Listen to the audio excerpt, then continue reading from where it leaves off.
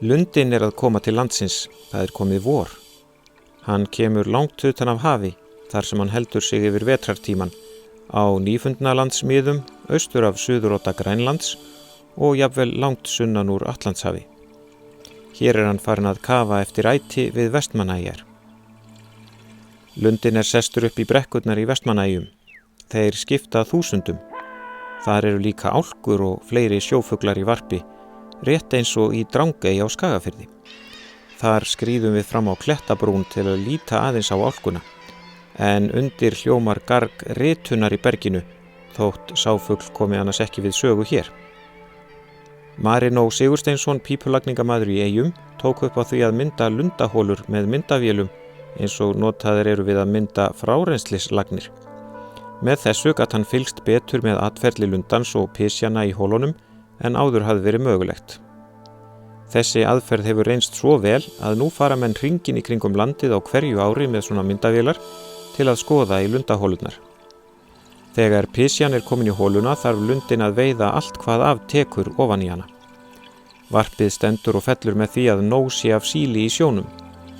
Þegar það bregst, misferst varpið að miklu leyti.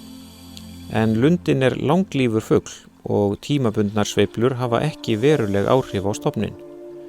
Öðru máli gegnir langvarandi sveiflur eða varanlegar breytingar á ástandinu í sjónum.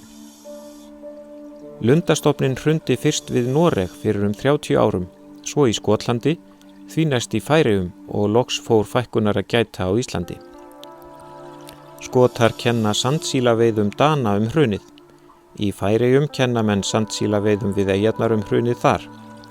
Slíku ekki hægt að kenna við Vestmannaeyjar, því hérlendis hafa ekki verið stundaðar sandsílaveiðar. Samt hrynur stofninn. Ástandið mun betra á Norðurlandi, þar sem lundastofninn heldur velli.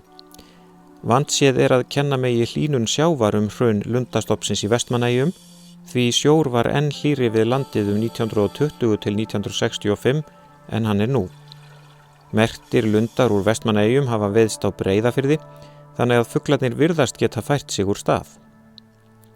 En þrátt fyrir lítið æti finnur lundinn eitthvað fyrir pysjuna og einhverjir ungar komast alltaf á legg í hörðum árum.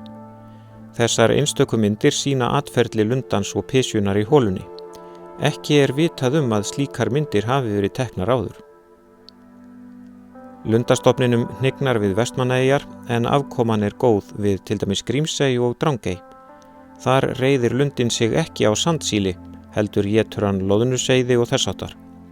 Hvað framtíðin ber í skauti sér fyrir lundan mun tíminn leiða í ljós.